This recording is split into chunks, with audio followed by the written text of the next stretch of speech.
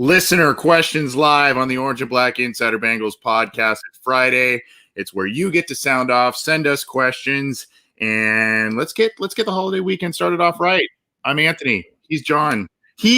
By the way, John not only shows up with new lighting for those of you watching the video, beautiful, beautiful lighting. He's on time. I'm running behind. It's just kind of the MO of the show. John, happy July, July 2nd? Happy July 2nd to you as we get into the holiday.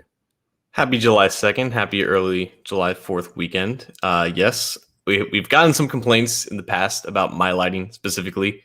We've done this for 3 years. I've done Bengals video content for 5 years. My lighting has always been piss poor. I only just upgraded audio like 2 years ago. So now we have a professional camera. We have a professional microphone. We got professional lighting. We're 3 for 3. No more complaints on the quality part from my end. All we need are professional hosts, right? Or a professional host, just singular. It's the hardest thing to find, honestly. You can't really you have to outsource that, I guess.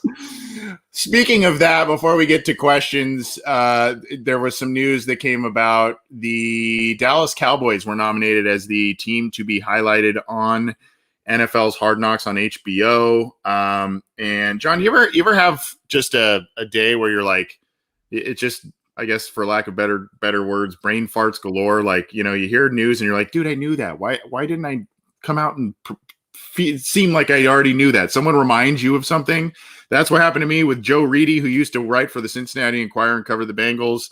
He reminded me about the timeline of when a team can be back on Hard Knocks, all that kind of stuff. But before we kind of tee up the questions from listeners, do you have any thoughts on the Cowboys being on Hard Knocks? Are you interested at all in that storyline and that team being on the show? It seems like they would have been on it a lot more frequently in years past, but I don't seem to remember the last time they have been on it. I know it's been going on for like 20 years, and I'm sure they were on it in like sometime in the 2000s, but I feel like it's been a while since they have been. And that's a little bit surprising considering their brand and their following. But, it's following Dak Prescott's recovery. I think there's like some chess storyline between some players, which maybe they'll get into. And then following, I guess, Jerry Jones on his yacht, one of his many yachts, maybe. So should be some good content. Yeah. And you've got, I think you may have touched on a little bit there, the return of Dak and Zeke trying to kind of get back to superstardom after, a couple of years based on injuries around him, trying to get back to form, and CeeDee Lamb, and, a lot of different interesting characters and storylines with that, even though that is a team at an arm's length, so to speak, with the Cincinnati Bengals. But that came across the wire this morning. All right, so we're going to get to it. We've got some texts already coming in. We've got some comments on threads coming in. We've got emails, all that stuff. So get to us. You can call or text 949-542-6241. Get in touch with us there. You can email us, theobinsider@gmail.com. You can get us on Twitter at BengalsOBI or at CincyJungle, or even at John_Sheeran. He's been fielding some questions there as well. And then, of course, we've got the live chats on Cincy Jungle's Facebook, our OBI YouTube thread, and the post on Cincy Jungle that is up and running there. So get us questions how you can. I've been yammering on and on, so I'm going to let you lead off here, John. What question do you want to get to first? So we're going to go to the Cincy Jungle live comment thread, and you can post questions on there as well. This is from Excel Hearts Koi. He's asking, if Zach Taylor's performance has been so bad, which is a reference to Mike Lombardi's comments recently, how come he hasn't lost the locker room? I watched some of his post-game press conferences last season. I wouldn't call them inspiring, yet players seem genuinely excited and want to remain with the team. Bates comes to mind. What gives? Anthony, you want to answer this? This is a fantastic question. I'm glad you found this one. Here's something I thought of, okay? In the latter years with Marvin Lewis, and I've been an unabashed just a guy who has supported what Marvin Lewis built with the Bengals, obviously. I know he never got over the hump and all that kind of stuff. But what he was able to achieve with the Bengals based on the previous generation, I give him a ton of credit. A lot of players say a lot of different culture changes took place under Marvin Lewis. However, in the last few years of Marvin Lewis, every time there was a press conference and as the losses kind of piled up, the injuries piled up, John, if you watch some of those press conferences, he became agitated. He seemed tired. He seemed just kind of, I don't want to say this necessarily and put words in his mouth or whatever, but he just kind of seemed a little bit disinterested. And now you've got, to me, I think what's maybe inspiring some of these players, maybe they're just kind of doing a little player speak to prop up their coach that has been struggling. But the thing that I notice, Zach Taylor, regardless of the losses, regardless of the types of losses, continues to show confidence in his own abilities as a coach, in the abilities of his staff, and in the abilities of the players in that locker room. And not only that, he kind of has this, this youthful energy that maybe was lacking in the last few years prior to him coming to Cincinnati. And I think the players feed off of that. He has also brought in certain players that he knows fit his culture and what he wants in that locker room. A guy like Mike Daniels, he's hung on to some Marvin Lewis guys that he really values. So, those are the things to me that kind of stick out as to why he hasn't lost the locker room amid all these losses. The answer that comes to mind, and I think I always go back to Mike Daniels' answer when he was on with us back in the spring. I think his relationship and communication with his veteran players and just the players that he's brought in, I think that's one of the main reasons why he still has ample amounts of respect there. The results, if they continue to pile up in a negative way, like that respect is going to continue to dwindle and they're going to have to find another solution. And that, I think, in a lot of people's minds is inevitable based off of his lack of track record and obviously his lack of success through 2 seasons so far. But I think the one thing that I've always heard about players is that they can smell bullshit from a mile away, right? If you come in here and you're faking it and you're not putting you're not walking the walk, even though you're talking the talk, I think that is what turns off players the most, and that is where you lead to situations where there's chaos and there's anarchy and there's a lack of leadership, and that eventually leads to the coach getting fired. Now, that's important for Zach Taylor to not do because he doesn't have that pedigree behind him coming into Cincinnati. But I think from everything that we've heard, he's been the exact opposite of that. He's been true to his word. He's been open to adapting his process. He comes with his own structure and ideals, but he's willing to work off of the input from other veterans and other coaches as well. And I think that open-mindedness is what allows him to gain the respect from some of these players, even though they've only had 6 wins in 2 years. Now, again, the results have to continue to follow that, but I think the lack of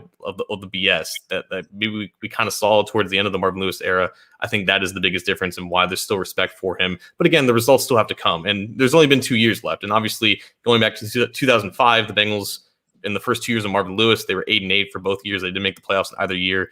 And, there was no indication that Marvin Lewis was ever going to turn into the personality that he eventually turned in the late 2010s. And we don't know what is going to be like 15 years from now, if the Zach Taylor era is continuing in Cincinnati or if he's somewhere else. We don't know what type of head coach and what type of person he's going to be in his 50s. But like you said, he's young, he's charismatic, and I think he's very open-minded. And I think that resonates very well with the veterans. I agree with you. And I mean, there are some examples, but I think some of it has to do with maybe some of his assistant coaches. There are some players who became disgruntled. Carlos Dunlap was one, and I think that was kind of a two-way street. And there are some examples of not everything's perfect, but he does seem to have the guys and the support of the guys in the locker room. There was kind of a little bit of an eyebrow-raising move with the Gio Bernard situation this past offseason, or this offseason rather. A lot of people thought that he would stick around even with the team paying a lot of money to running backs. A lot of people thought he would still stick around because he was a valued guy in this locker room and seemed to have Zach Taylor's support. So, but I mean, there are examples, but for the most part, he doesn't seem to have lost many people. There was one here. Apparently, my opinion does not matter on this one, John, from Doug McMenamin. By the way, Doug, if you see this, if you follow me on Twitter, there's this kind of cartoony version of my profile picture. Doug ran my picture, I guess, through some sort of app that did this, and I thought it was kind of cool looking. So I've made it my profile picture. He's sent me a couple of them that are kind of cool. But anyway, Doug asks, Anthony, can you ask John if he has heard what the Bengals plan to do with the cap space they have remaining? Yeah, because I definitely have a rock solid source. Yeah. I think it's just going to be Bates and Hubbard in that order in terms of priority. It's going to cost a pretty penny, I guess, to retain both of them with how they traditionally do extensions. They're going to give them year one roster bonuses. They're going to give them slight raise in base salaries. That's why they didn't spend up to the cap limit this offseason. They have like $18 million remaining. I think both of them combined is going to use about $10 million. They're going to get to that $8 million mark, which is where they usually are during the season, gives them some flexibility, and they're not right up against the cap. It's going to be those two guys. I agree with you. I do think, I don't necessarily believe that there are going to be any humongous or high-priced, additions. I think, obviously, knock on wood, and we've seen it with this team, unfortunately, in recent history, injuries occur. And the Bengals will probably make some moves, whether it's in season or, if they happen during preseason, they may make some moves. They're probably going to be scouring the waiver wire at final cuts as well. There may be a couple of players available there that they like, especially some ones that they may see in the preseason in some capacity or another. But I think the big money will be spent on Bates and or Hubbard in terms of extending those guys. And John, we know that the team likes to get their core players re-signed before they hit free agency the following spring. They like to try and get it done then. That way they don't have, not only they avoid the headaches and the frenzy potentially with their star players or their valued players, but also we've seen that they're able to kind of get a little bit more of a team-friendly deal when it's a little earlier on than when the frenzy comes and the high demand comes for a lot of players in the spring. And I don't think it's a coincidence that both Bates and Hubbard, they're in the last year of their deals, but they were in the photo shoot with the New Jerseys. They are core players. They expect them to be around for multiple years. We're going to go to Facebook here from Matthew Steinmetz. I believe I'm saying that last name correctly. This is interesting. Do you guys think Chase, T. Higgins, and Boyd can be a better triple threat than Chad, TJ, and Slim? I feel like we've talked about comparing these trios before when they first became an official trio in April, but I think it's an interesting question to revisit again. I do as well. And I will say this. I think that it will be the parallels are crazy in terms of how similar these trios can be. And I think if one is better than the other, I don't think it's by a wide margin at all. That being said, I think that the potential for Chase, T, and Boyd, we know Boyd has now become one of the best slot receivers in the game. That's what TJ was as well. But it took TJ a couple of years, like it did with Boyd too. But I think Boyd now is really ascending as one of the best slot players in the game. I think T. Higgins, we've talked about him a lot. I think he is poised to take the next leap in his career after a really, really solid rookie season. And Jamar Chase can be a go-to guy. I mean, I guess just seeing what recent, how I guess the recency bias with it, I would say maybe there is potential that this trio could be better. But I mean, you go back to those three and it was crazy. The one thing that I think about that hindered the possible production with Chad, TJ, and Henry is all the missed time that Chris Henry had. And the fact, obviously, that, tragically his life and his football career ended very, very prematurely. But Chris Henry missed a lot of time. So I think that hinders the productivity of that trio. And a lot of people forget, everybody remembers Chris Henry, and rightfully so. He was a very athletic guy, exciting football player. Kelly Washington, who was another outside guy that played with TJ and Chad, he was a pretty productive player for his first couple of seasons with the team as well before Chris Henry came.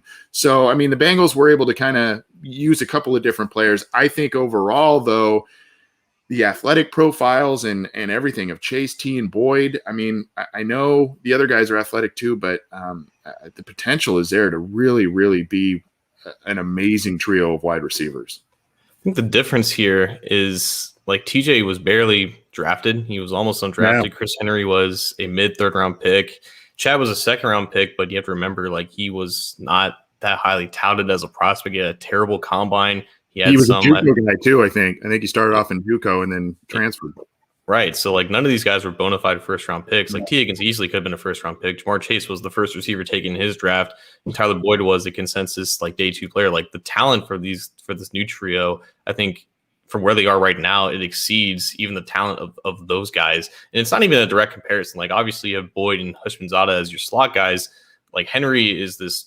It was 6'3", and he could run like a 4.3 easily. He was just a burner. Like that's not really Jamar Chase, just like Jamar Chase is not really Chad Johnson. Like the T. Higgins and Jamar Chase duo is not entirely comparable with Chad and Henry. Like the attributes and the qualities are a little bit different. But in terms of potential production, absolutely they can eclipse what that trio did. Like you said with Henry, he missed a lot of time. He only played 55 games between 2005 and 2009 when the whole trio was together after that 05 season. He only had like 1,800 yards compared to TJ's 4,000 yards, and Chad almost had 6,000 yards in 5 seasons, which was the pace that he was on. The production can absolutely eclipse that because these guys are going to be together for at least 3 or 4 years now, and probably more because they're going to want a couple of those guys extended in a few years from now. But I think just the difference in just raw talent in terms of these guys being really young and drafted really high and being great college players, I think that almost gives them an edge. And then pairing them with an equally talented or even a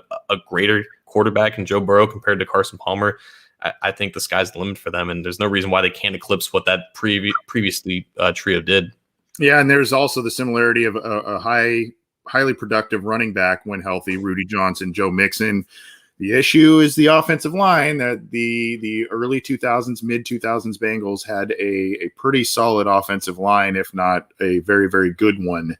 And this unit has a lot to prove currently. Just piggybacking quickly on that one, John, look at this one from Justin Money 513. What about the trio from 2015 talking about AJ Green, Marvin Jones, and Mohamed Sanu?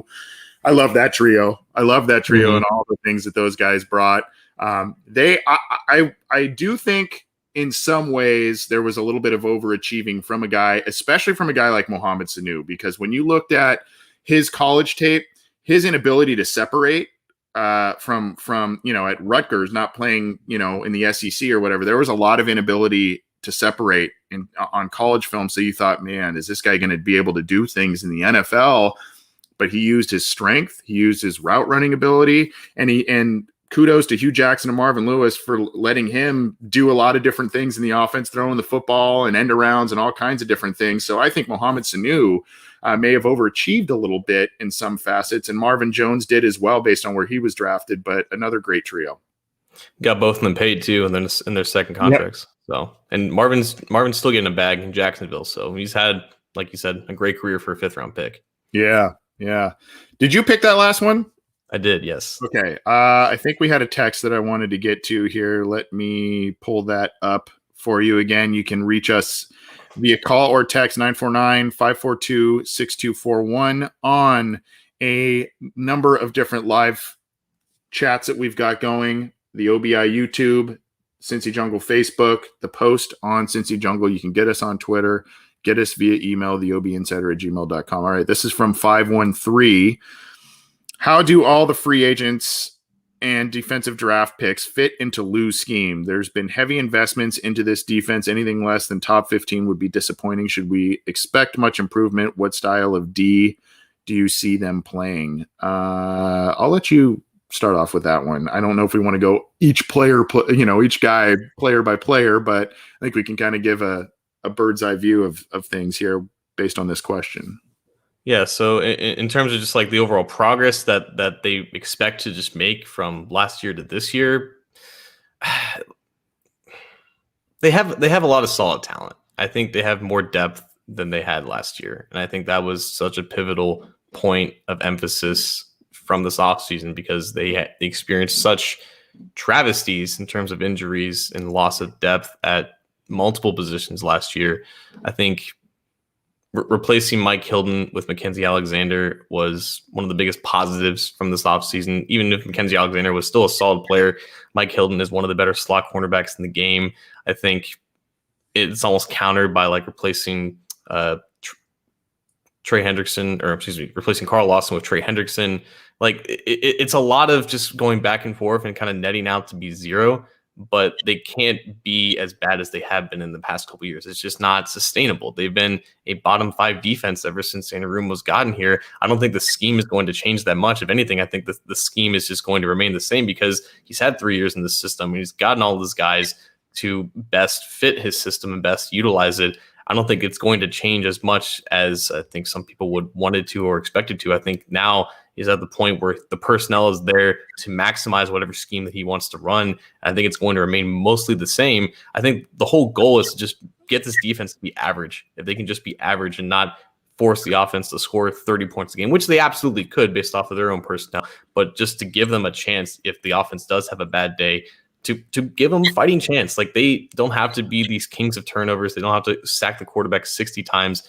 Just don't be in a position where you're giving up 20 consecutive completions to Baker Mayfield at home. Don't be in a position where you're giving up 400 rushing yards to the Baltimore Ravens at home. You can't have those terrible down bad games. And I think that was a lot because they just got ravaged with injuries and lack of depth. I think that was the biggest point of emphasis. And I think for the most part, they solved it.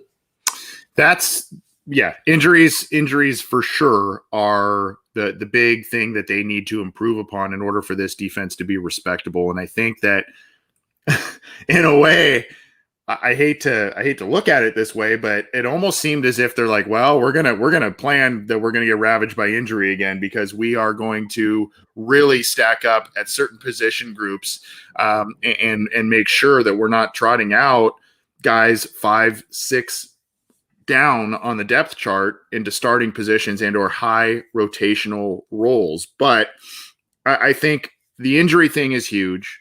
But as we've also said, John, this is now at Lou Anarumo's feet to get this thing to be respectable at least. Because to your point, he has his guys. You know, Ricardo Allen, let's just use him for an example. That's a guy he knew from college, right?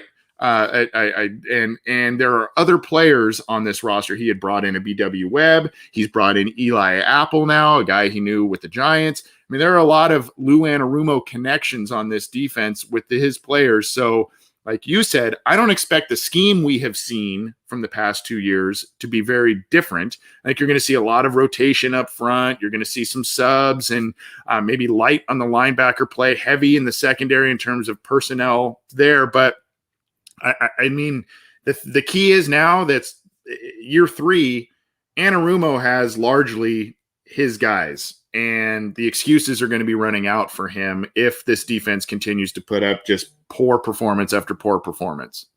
And I think the guys that they still have, like, they're fine in the current format of the defense. Jesse Bates is one of the very best deep center field safeties in the league. That's exactly what this defense is and what type of coverage that they particularly patrol. Von Bell's great in the box. He's going to continue being there. They have cornerbacks that are ideal for the coverages that they want to run. And they just have a bunch of frenetic pass rushers. The pieces are there. It's just a matter of getting the most out of them and keeping them on the field. But sticking on the defensive side of the ball, we're going to go to Twitter for this next question from our own buddy, Dalton Signature. Any prospective free agent linebackers that we should keep an eye out for in terms of free agency? I would need to look at the list of currently available guys. I mean, I know Josh Bynes is still out there unsigned, and he was a guy they valued from a leadership perspective and everything. But, John, we talked about this group. We previewed this group this week a couple of days ago on our show, and I don't really – it seems as if this team has a high amount of faith in the young guys that they have there, and whether that's for special teams purposes, the growth that they think they're going to see in year 2, some things that they saw in year 1, I don't really see. I'll pull up a list here and see if I can see some names, just because that was off the cuff a little bit. But the list is not pretty. I'll tell you that. Right yeah, I don't think there is many, and I think really what they're going to do. That's probably an area for final cuts. Summertime preseason cuts, that sort of thing. I think that those are. That's a position they may look at to kind of get a little bit of cheap talent. Maybe a veteran guy gets released that isn't expected to at this point. But if you've got the list in front of you, I think we'd love to hear it. There's just no one on here that gets you even remotely excited. Like, I know when Trey Turner was available, that's all anyone talked about on offensive line because he had a history with making Pro Bowls and draft status.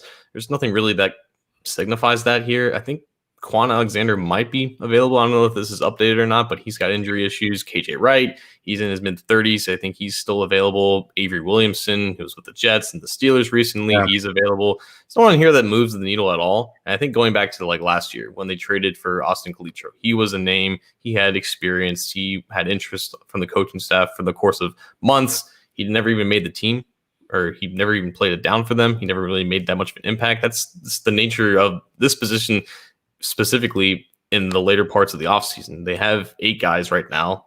I don't think they're going to add another one to make it 9. And I don't think there's anyone really out there that's worth investing in, unless, like you said, there's a surprise cut at final cuts and they pick someone up the waiver wire. They're still 5th and on the pecking order there. So there's an option, there's a chance for that, especially if they go through preseason. They recognize that some of these guys are not developing as quickly as they want. They need a quick answer. Maybe injuries pop up. Other than that, like, there's no one available right now that anyone should say, yes, sign this guy immediately. Yeah, and I'd almost rather make sure that, you know, the other layers of the defense are, I think they've taken pretty well care of the secondary. I think they're pretty deep, maybe not star power, but they've got a lot of depth and solid depth in the secondary. They kind of did some things on the defensive line to shore up some things, but you know, I think I would like to, if some injuries hit or, you know, there's some question marks there, I'd kind of like to see them, you know, replenish that area of the defense if they were to go anywhere there. Before we get to some more questions, John, we got to tell the folks about our friends over at Simbull, SIMBULL, and the website, simbull.app/OBI. Going there and signing up with the promo code OBI get you $10 credit. What does the credit go to? Well, it goes to your investing into teams, because Simbull is the stock market for sports, and you can invest in the Cincinnati Bengals. You can invest in other teams should you see fit. You can invest in other sports if you want, but the bottom line is you can invest in teams, make money off teams, even teams that you are a fan of, right, John? Exactly. Whether it be NFL teams, MLB teams, NBA teams, and starting, I think yesterday officially, college football teams. I think right now Simbull only has Power 5 teams. So if you're invested in the Sim Bearcats, they don't yet exist. But if you're interested in the Sim Buckeyes, I think they are at a price of $70. And these reflect, I believe, 10% off the first 50 shares for each team for college football. That just launched this week on Simbull.app. But if you want to stick with the professionals, NFL, MLB teams, NBA teams, these prices move up and down based off of user activity, because it is the stock market for sports. And it really is that simple. If you want to make a long-term investment in a professional team that you think is on the rise over the next couple of years, buy a share of whatever team that you want on Simbull.app. It really is that simple. And you can use the promo code OBI when you go to Simbull.app/OBI to get $10 off of your first deposit. Go to the website, take advantage. Good stuff. Let's get to our buddy Brian in Iowa, who, though he took a little shot at people in California. I'll show this one first. He said, my coworker outside of LA is a meaty white guy who wears sports gear and trucker hats. Is that a uniform there? No, it's not. So I don't know. I guess I do a little bit of that, but I wear other clothes, Brian. I swear, if that was a little shot at me, but that's okay. We're still going to get you here. What's your favorite classic Bengals games or game to watch on YouTube? Unfortunately, my personal time, I don't get like a full hour and a half, 3 hours to just sit and watch YouTube, just the way my life is constructed. But every once in a while, when I need to feel good about things, John, when I need to feel good about the Bengals, I go back and watch some games, and a couple that always seem to be in the rotation for me. The 2015 game against Seattle at home with the Mike Nugent doink, if you remember that one, and the 2009 comeback win against the Steelers with Brian Leonard being the hero. Those are the ones that I go to, at least in my own personal repertoire. I'm gonna have to watch that Steelers game. I don't think I've ever rewatched it. I just have memories of watching it in person, and the Andre Caldwell touchdown comes to mind in that one. The game that I've seen a couple times on YouTube that comes to mind is the 2013 game against the Packers. I was also there. It was the most roller coaster of a Bengals game that I've ever witnessed with my own two eyes. They were up. They were down. They came back. I didn't get to listen to the Dave Lapham call live, but I always like matching that audio up with the actual the video of the actual play, because why wouldn't you want to listen to Dave Lapham scream his guts out? It was fantastic. It was a crazy, wild experience, and I think I remember saving that. I remember downloading that game file from like the old Game Pass when it was called like NFL Rewind, and I had it on my iPad. I remember watching it in the car on like a family road trip. It was just like the condensed version for 40 minutes, but it always gets your heart kind of going up and down, getting it pumping a little bit. But it was that game always comes to mind as a game that I just like to rewatch. Yeah, and there's the 03 Chiefs and all there are a bunch in there that kind of, like you said, get the that's what Brian just said. I was going to ask him what his own question was there. I like watching Chad Guarantee over the undefeated Chiefs. Before we get to some more, we've got Terrell time, John. Terrell's on the line. What's going on, Terrell? How you guys doing? Good, man. Happy early 4th to you. Oh, you too, man. I'm traveling down in Tennessee. Oh, wow. And they big time Tennessee Titan fans too. So I'm gonna have to try to wear much as Bengals gear I can. But man, just everything feeling exciting, man. Just with the Bengals, and can't wait to training camp and preseason. And piggyback what y'all was saying about the current state of the roster, I think it's just fine. The linemen, I know people want a couple good veteran linemen, but I'm cool with what we got, because I don't want to ruffle no feathers and rearrange the line that they already been messed up as. But two quick things I wanted to say. This is the last year of the Zach Taylor pass. Yeah. Yep. This is the last year. I mean, he got his players. He got his players he wanted. Most of the Marvin guys are gone. Not to say that Lou was the first one. We all know.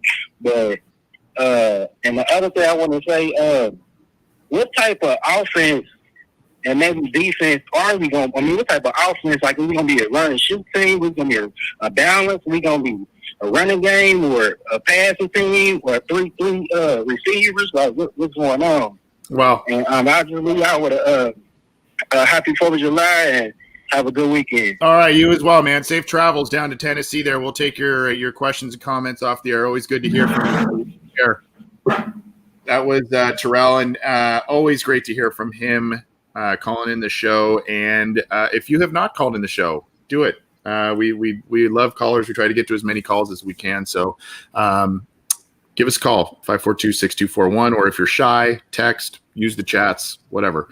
John, I want to focus in on, because we haven't really talked about this too much yet. We've kind of focused in on Lou Anarumo, the defense. Lou Anarumo, Terrell said he feels that Zach Taylor is kind of in that Lou Anarumo realm of, hey, I've got, year 3. I've got my guys. I've got, the excuses are running thin, but I want to specifically hone in on the offense, the system they're going to run, and what you think this is going to look like this year. We talked about the trio of wide receivers, Joe Mixon now there, Gio gone. I mean, I don't know. What are you expecting in terms of sights from this offense and its system? I think for the most part, when the last 2 seasons began, we saw the blueprint of what Zach Taylor wants it to be, and then stuff happens, injuries happen, players aren't as good as you expect them to be, and then adjustments have to be made, and then it's this more simplified, more condensed version of what the offense wants to be. And obviously things changed dramatically when you had to put Brandon Allen under center compared to when you had Joe Burrow. But even going back to Andy Dalton, I remember just that Seahawks game and how everything was very vertical, it was very spread out. And then as the season kind of wore on, and then the offensive line kind of unbecame itself, they had to do a crap ton of adjustments. They had to go max protection a lot because they just had to compensate for the lack of talent.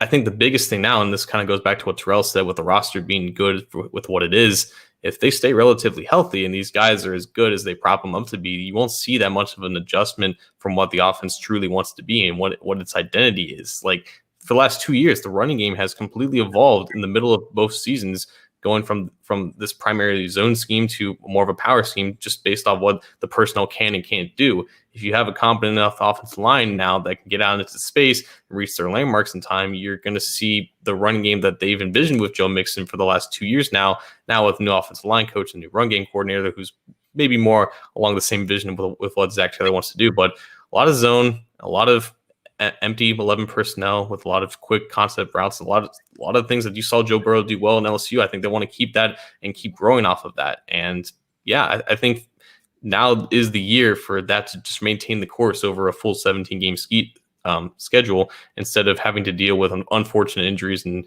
just guys not being as good as they expected them to be. Yeah, we're going to get to a call here in just a second. Let's pull this up. I want to continue on that conversation, but I don't want to lose this call here. So this is the Orange and Black Insider. Who's this? Hey, it's Jason Bonstein. Jason, what's going on, bud? Hey, not much. I just wanted to call and thank you. I haven't had a chance to thank you yet. Uni Watch. So oh, yeah, that was fun. Yeah, that was fun, man. That's awesome. Yeah. Also, I wanted to say, last year I drew a picture of you guys, and the hardest part of it was figuring out the eye color. So now that you got this fancy camera, I can see what's going on. John, there's a skeleton that's hanging out behind you, buddy. I don't know if you know. But good job. I love the improvements. I just wanted to call and thank you guys. I appreciate it, Jason. Thanks for giving us a platform too on the Uni Watch to talk about our show and talk about a charity that I run. So appreciate it. Always appreciate you tuning in and giving us a call, man. Any questions or comments you want to leave us with before you bounce on out about the Bengals? No, you guys are the best. Just want to tell you guys you're the best. And thank you very much. I'll take that. This is the best call ever. That's the best comment we could receive. Thanks, Jason. But going back here, that I wanted to pull something up here. You know, one facet that I don't think is talked about a ton is we're talking about T. Higgins. We're talking about Joe Mixon and reestablishing the ground game. We're talking about, zone schemes and all of this. I think what we're going to do, or what we're going to see a bit more of, especially with Gio now not on the team and being that pass catcher, I think you're going to see Joe Mixon. He's not the same build as Clyde Edwards-Helaire, but you're going to see a lot of the outlet options used as an outlet option in the passing game quite a bit more frequently, like you saw Clyde Edwards-Helaire at LSU in that amazing season that team and Joe Burrow had and Edwards-Helaire had. You look at the 2019 stats, John, for Edwards-Helaire, he had 215 attempts on the ground, over 1,400 yards, 16 rushing touchdowns. But John, 55 catches, only one touchdown. But we know Joe Mixon is an able receiver. We know once he gets his hands on the ball, he can blow by people, run them over, all that sort of thing. So I think that's a facet that not a lot of people are talking about is Joe Mixon in the receiving game. You've got these three wide receivers, and now you've got just an additional outlet. If there's a lot of attention paid to those wide receivers, you can have Joe Mixon out there just for a little dump off and make a play. It's going to be the biggest difference with Mixon. It's not just him carrying the ball more, but it's him used out wide on those alignments. And whether or not he gets targeted or not, it's something that the defense has to account for. It gives away what type of defense that they're playing if they go match up man-to-man. And but yeah, I think that's going to be the biggest difference. And with how successful Clyde Edwards-Helaire was in that role, it's very easy to see the similarities in terms of the move and skills, even though the builds are a little bit different between the two of them. They both played a similar style of football, just very elusive and just very quick in general. And also LSU had another running back, I believe his name was Tyrion Davis-Price. He was 6'1", 230, which kind of matches what Samaje Perine is. I think that is what they kind of envision, Perine take more of a bulldozer role, taking some of those tough carries and giving Mixon more opportunities and more snaps to be in space out wide.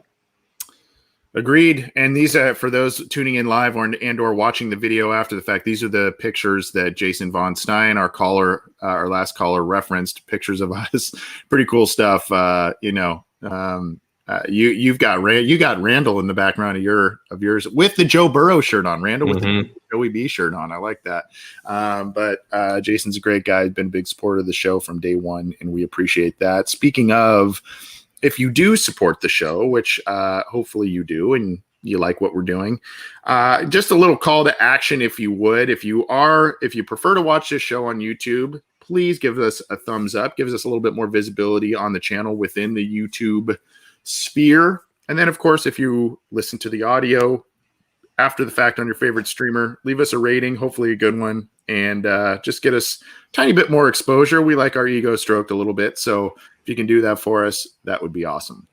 John, I think I'm going to let you pick the next one. We've only got a couple more I think we're going to get to and then bounce out. But there was one intense one. I don't know if you want to get to that one or if you see another out there. Let's get to it.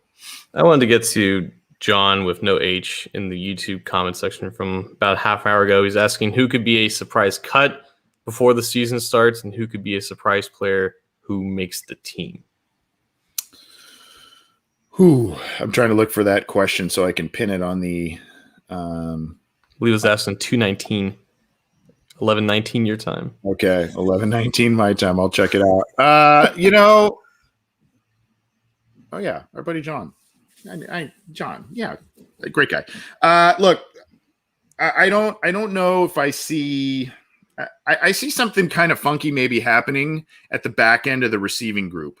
Whether one of those, a Trent Taylor, ends up sneaking on, or something there is going to be confusing. Maybe even running back with the Chris Evans and Puka Williams additions this year. There could be some interesting stuff there. We talked about how both of those guys could potentially be used as a kind of an Antonio Gibson type of role, a running back / wide receiver, Puka Williams and Chris Evans. And I think the Bengals are planning to utilize them in roles like that to maybe maximize the roster and utilize those players' respective strengths. So, I'm not ready to say specific players I think could be surprise cuts. There's also a lot of depth in the secondary and on the defensive line. So there could be some, a move there that you go, oh man, really?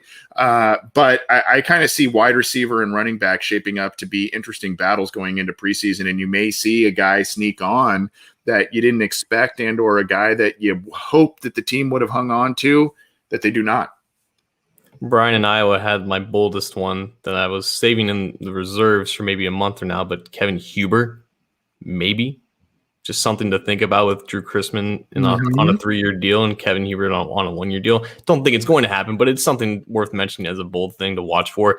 But I'll give him 2 potential surprising cuts and 1 potential guy to make the roster. I think starting an offensive line, I think Xavier Su'a-Filo's got to kind of have to watch out for his job. I think he's probably on the outside looking in at left guard right now. I think Quinton Spain had the starting reps at that position during OTAs.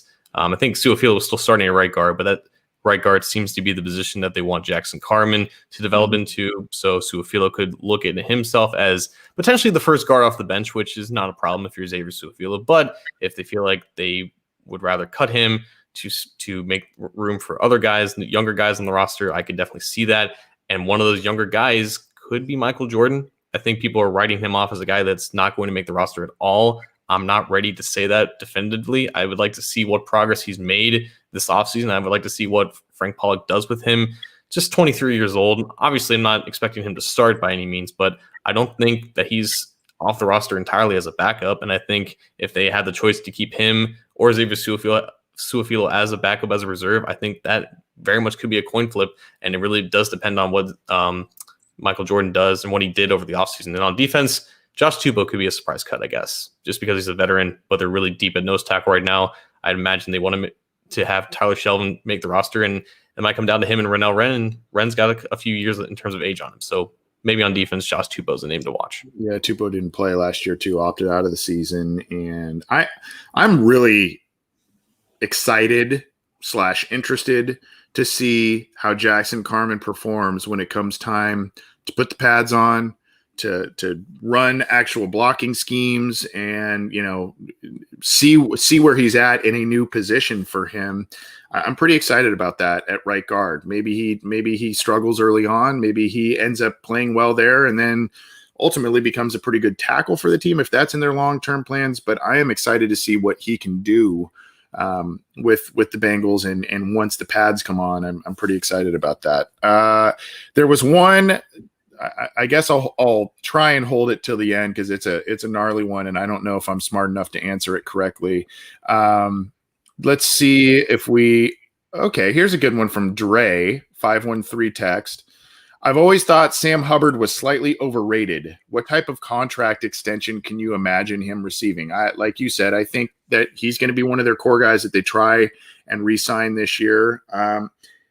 Overrated, it kind of depends on, how you view him. I mean, he's kind of this second edge player, he's the second or third best edge player on the team, but he's valuable in a rotational role or he does some things that are valuable to the defense. I don't know that I necessarily view him as overrated. Maybe that changes depending on the contract that we're talking about that he may receive. I've been wrestling with this question a lot. I think there were reports about him getting something over $10 million a year on average, which if you look at the top edge contracts in the NFL, like there's like 24 that are eclipsing $10 million a year. Like it's a position that it just gets paid if you're a starting level edge. And even the guys that like there's still plenty of veterans who are making in the range of 6 to 8. Like that would be on the absolute low end of what deal that you could expect. I think at this point, I think Romeo Okwara signed a 3-year, like $12.5 million deal. I think it may not be that much, but I think that would be like the high end of the projections that we see. I think that is a conversation worth having though. Like what is the price point that you would say this is as far as I would go for a player like Sam Hubbard, a guy who by all means is a locker room leader. He's a Cincinnati kid. He does what he's told.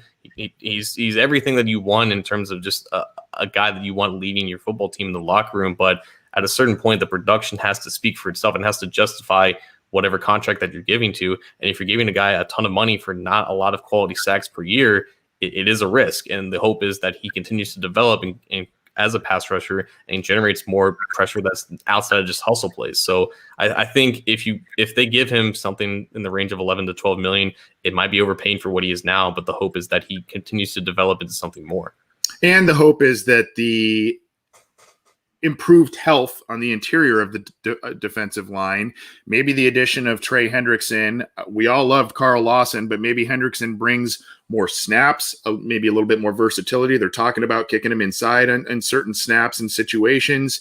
And if he can carry his momentum from last year where he was a double-digit sack guy, maybe this starts to free things up for Sam Hubbard all of a sudden, those elements. The other thing too is, John, remember we've had these conversations for years in the Marvin Lewis era with Michael Johnson.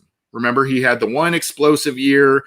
They like franchise tagged him and they did all this stuff. And he was like putting up like 2 sacks a year, 4 sacks a year, aside from that one double-digit year where he was a fringe Pro Bowl guy, because they liked his length. They liked what he brought to the entire defensive line and the makeup, the length, the ability against the run. It's the same with Robert Gathers, right? Remember, Robert Gathers was another guy that were like, why do they keep paying this guy? He doesn't sack the quarterback. Well, he was good against the run. He would come up with an occasional huge turnover that would basically win the game for the team. And it's a little bit of the same thing with Sam Hubbard, but you're hoping, like I said, increased health on the defensive line, increased depth on the defensive line, increased depth on the defensive line, and him as a potential ascending player. You're hoping all those elements kind of collide and you get a team-friendly deal, even though it may not seem like it when he initially inks the contract. And they're going to have the space to do it if they want to, but with Michael Johnson, they made the smart choice. They recognized that this guy's probably maxed out his production at this point, and if he gets a deal, then so be it. Tampa Bay gave him a deal. They cut him after a year. They re-signed him for a lot cheaper than what Tampa Bay gave him. I think that is a great comparison in terms of just overall talent and production, but at the same time, it's hard to shake that feeling that they are going to be able to get a deal done with Sam Hubbard. I think he means a little bit more in terms of just those intangible things than Michael Johnson may have at that point. And also they had to pay Carlos Dunlap at that time, and I think they just chose the younger option in Dunlap over Michael Johnson. But also at the same time, they paid Trey Anderson a ton of money, and you would think that could be a similar situation here. But we'll see what happens. I think it's still a safe bet that they are going to get something done, and it will be in that range. And with a player like Sam Hubbard, you can always expect the Bengals to overpay on that end instead of underpaying for a guy that they value like that. Yeah, Andrew in the YouTube chat says I'd be comfortable giving Sam 4 years, 40 to 45 million. Any more than that, I don't think I'd do. Let's get to maybe one or two more, John. What did I? Yeah, that was a text we got. What other ones do you see that strike you? So I wanted to. I'll finish off with this one on Twitter from our buddy Bengals Sands, who just dropped his second article on all Bengals, profiling Joe Mixon and a film review of him. So definitely check that out at allbengals.com. But Sands is asking us, who wins in a tag team wrestling match between us and the Locked On Bengals duo? Now, I have a plan because unfortunately Anthony is recuperating, or he's planning to recuperate from his arm injury. So I'm willing to give Anthony Jake Lisco, who I don't believe is as strong as James Rapine. They're sponsored by Built Bar, the protein bar, so they're not. They've been bulking up for about a year preparing for this. But Anthony, even with just one arm, his left arm, I think he can still take down Jake because Anthony is built. That's why he wears those muscle shirts. Me versus James. This is a hilarious question. Me versus James is going to be a lot tougher, which is why I might have to sneak in a gun to potentially counter him. Like he won't expect it, so that I guess would be my only chance, and just hope that the ref doesn't mind. So yeah, I think that's the plan of attack here. Yeah, and I mean, those guys are both just like super nice guys. I can't see them really engaging in a fight of any kind. Maybe a little bit more staged WWE style type of thing. I could tag. Yeah, that's a freaking hilarious question. Good Lord, that is just hilarious. But we love those guys. And again, happy belated birthday to Jake. He had a birthday this week, so happy birthday to him. I've been wanting to get to this one because I know Patrick has been eager to send us this.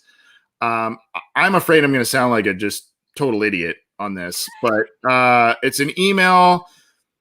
Of course, gentlemen, Thursday is known as Bobby Bonilla Day. In 2000, the Mets saved $5.9 million by buying out Bonilla's contract. In return, they have to pay him $1.19 million every July 1st for every 25 years up to 2035, which is just an insane thing. And also, I read that Ken Griffey Jr. is getting kind of a same deal until 24 from the Reds, which was, I didn't know that one really. I do know Bonilla's thing. That's just a thing that lives in infamy. But my friend said that you were able to do this in the NFL, and Jerry Jones did this a few times. What's the logic in deferring payments when you have a hard cap?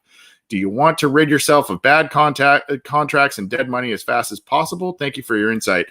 Someone get Andre Parada on the horn. Good Lord, get Andre on the horn. But look, I did pull up an article from SI that was from earlier this year. I think it's Andrew Brandt. I have to check and see who wrote that. But John, if you have any initial thoughts on that, without, I'm afraid I'm going to sound like a moron if I try and go into this. But do you have some initial thoughts on this one? I wanted to get to it because I know Patrick was eager to send that our way.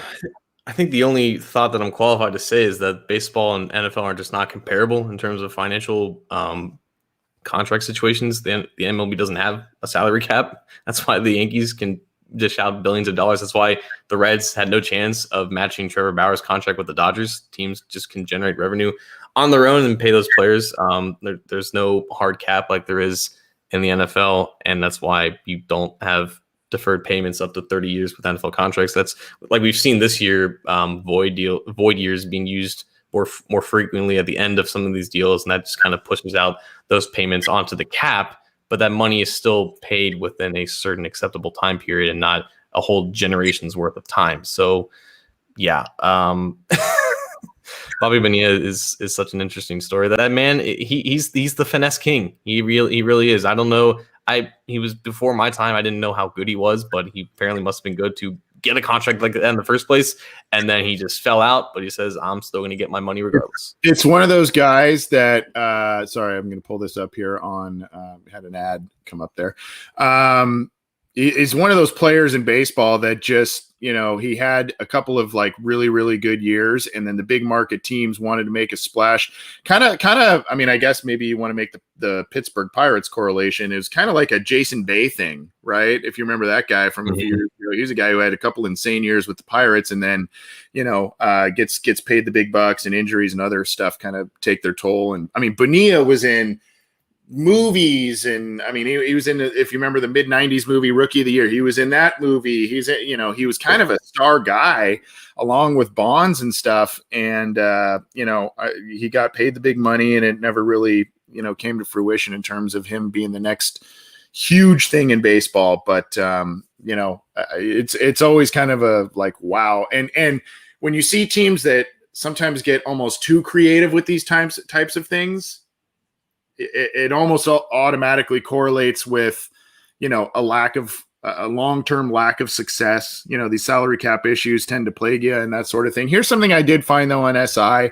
This is kind of myths and truths, I think. And I got to double check. It was from Andrew Brandt, who was an NFL executive. And now I believe he writes for SI. He's done some stuff for ESPN. Myth: cap gurus magically create cap room by moving it into future years. This may or may not be specifically talking about what Patrick is referencing, but I think it is pertinent to the conversation. No, you could do that. And sorry, no, you wouldn't be a cap guru. You can take a big salary or a big bonus, not currently prorated, turn it into a signing bonus, prorated. And in the stroke of the player's pen, cap room would magically appear and the problem would be deferred, although not solved. The Rams did this with Goff. The Eagles did this with Wentz. The Saints have done this repeatedly with Drew Brees. The Steelers have done this repeatedly with Ben Roethlisberger. Pain is now being felt by the first two teams and will soon be felt by the latter two. Some NFL teams are doing this now to alleviate some existing cap problems, continuing the vicious cycle of stacking additional proration upon already existing proration and creating more problems down the road. Again, I don't know if that's specific to Patrick's question, but I think it does kind of play into the ballpark in terms of, spreading things out and trying to lessen the damage and all this kind of stuff. It's kind of one of those things where I guess I can kind of relate to it in some way. You have some sort of ailment or injury, and if you don't take care of it, you kind of put it off. You go, I'm going to just kind of do a little treatment here. I'm not going to do the full, what I actually need. I'm just going to put some stuff to let it go away temporarily. And then all of a sudden it's kind of like, oh boy, this is a big problem. So this thing with the Mets and the Bonilla thing is unbelievable that they still have, what was it, like 12 years on this thing? They still have yet to pay this guy? It's just crazy when you say it, but the Mets, I believe, are probably worth somewhere close to $1 billion. This is a penny to them. But for Bobby Bonilla, who I'm assuming is in his 40s or 50s, it's a cool mill every single year on July 1st. So I think everyone wins in this case. A cool mill. I love it. All right, let's get out of here, John. We've gone almost an hour.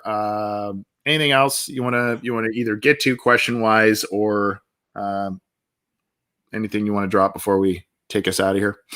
Oh yeah, real quick, putting you on the spot. Is The Matrix a love story from our friend Logie B? Some of these are amazing. Is The Matrix a love story? What, between Neo and Trinity? Is that what we're going with? I mean, there's elements of it. I don't think it's it's definitely not a romance. If you're asking about genre of the film, I don't think it's a romance film. I think there's an element of a love story in it, and I think obviously there's probably, oh boy, this is a podcast on its own. There's probably some, I guess, driving forces behind some of the things Neo does because of love, I guess. There you go. There's my Siskel and Ebert impression of things on OBI. What do you think? I believe that The Matrix is whatever Keanu Reeves wants it to be. Nothing more, nothing less. Yeah. Sorry, Logan. I don't think we helped you out with this debate. Yeah, Keanu's badass. Love that guy. I know he's kind of got the McConaughey thing where he caught a lot of flack for maybe not being the most professional actor, but a lot of stuff they both do are pretty enjoyable to watch regardless. But anyway, John, have a good 4th, bud. I think you've got some big plans you mentioned, right? Mm-hmm. Yeah. Going to see some family, going to see some friends, going to get in a pool. Should be good. Nice. Well, good chatting with you. Good chatting with all of you. Thank you to everybody who submitted questions, called in, texted, the whole thing. Appreciate it as always. We'll do this again real soon. But in the meantime, enjoy your 4th of July. Be safe, have some fun, and we will see you next time on the Orange and Black Insider. Have a good weekend, John. You as well.